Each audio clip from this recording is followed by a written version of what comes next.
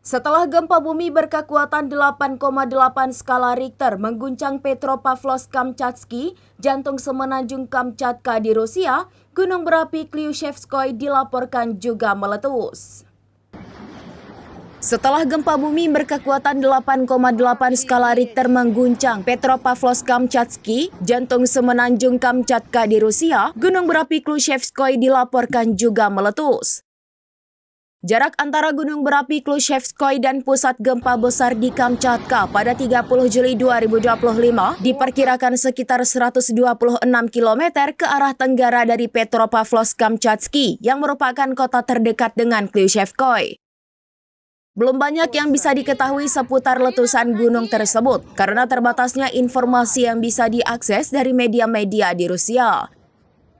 Namun citra satelit Himawari 9 telah menunjukkan kerucut baru terbentuk di puncak akibat aktivitas gempa dan magma.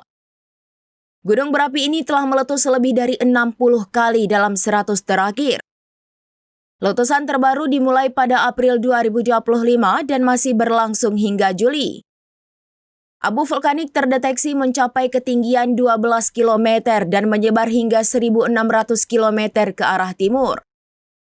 Status kode warna penerbangan di sekitar kawasan tersebut sempat dinaikkan ke oranye menandakan potensi gangguan penerbangan. Gunung berapi Klyushevskoy adalah gunung berapi aktif tertinggi di Eurasia yang terletak di semenanjung Kamchatka, Rusia. Berada di cincin api Pasifik, zona tektonik paling aktif di dunia, gunung ini termasuk dalam kawasan vulkanik Kamchatka, situs warisan dunia UNESCO.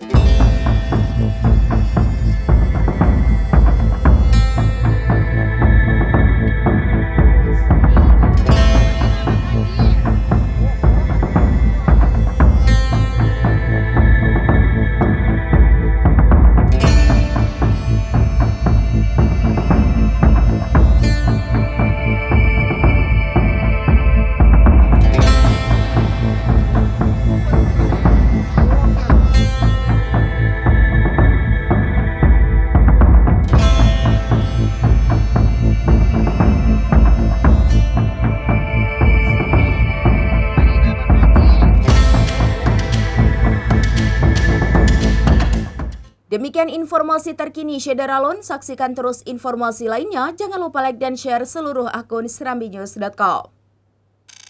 Download Tribun X sekarang. Menghadirkan lokal menjadi Indonesia.